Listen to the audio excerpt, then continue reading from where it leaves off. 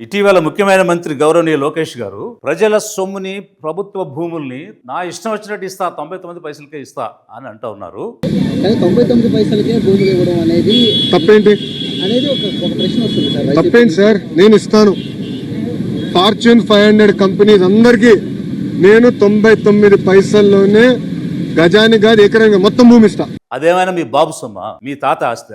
ప్రభుత్వ భూముల్ని, ప్రజా ఆస్తుల్ని ఏ విధంగా నా ఇష్టం నేను ఇస్తా 99 పైసలకే ఇస్తా అని ఎట్లా అంటారు? హెరిటేజ్ భూములు ఇస్తారా 99 పైసలు ఒక్కొక్క ఎకరం?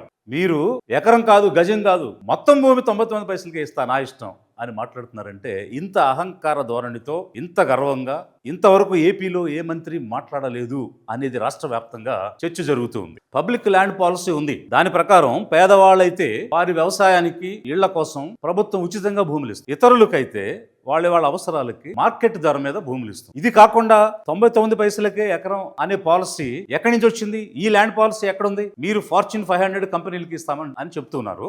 ఉర్సాకి ఎకరం 99 పైసలు అంటే అది ఫార్చ్యూన్ 500 కంపెనీయా? మీకు ఓట్లు వేసింది ప్రజలు ప్రభుత్వాన్ని కొనసాగించమని, ప్రజల్ని కాపాడమని, అంతేగాని ప్రజల ఆస్తుల్ని దోచుకోమని కాదు. మీకు నిజంగా రాష్ట్ర అభివృద్ధి మీద శ్రద్ధ ఉంటే, ప్రజా సంక్షేమం అభివృద్ధి కావాలనేటువంటి కోరిక ఉంటే అదే ఫార్చ్యూన్ 500 కంపెనీస్ కి గ్లోబల్ టెండర్ పిలవండి. ఎవరు ఎక్కువ కోట్ చేస్తున్నారో ట్రాన్స్పరెంట్ గా ఆ విధంగా వచ్చినటువంటి వారికి ఇవ్వండి. ఆ ప్రాంతం అభివృద్ధి చెందుతుంది, ప్రజలు ఆ ప్రాంతంలో అభివృద్ధి చెందుతారు. అంతేగాని ప్రజల ఆస్తుల్ని దోచుకునే విధానం, రాష్ట్ర అభివృద్ధిని అడ్డుకునేటువంటి విధానాలు మీరు పాటిస్తూ ముందుకు నడిస్తే మాత్రం మీరు చేసేటువంటి ప్రతి నిర్ణయాన్ని రేపు మేము అధికారంలోకి వచ్చినప్పుడు సమీక్షించడం జరుగుతుంది. లిబరేషన్ కాంగ్రెస్ పార్టీ కూటమి ప్రభుత్వాన్ని హెచ్చరిక చేస్తుంది. మీరు ప్రజారంజక పాలన చేస్తామని చెప్పి వచ్చారు, కానీ ప్రజల ఆస్తులు హరిస్తూ దోచుకునేటువంటి పాలన చేస్తారు. మీకు రోజులు దగ్గర పడ్డాయి, గుర్తుపెట్టుకోండి.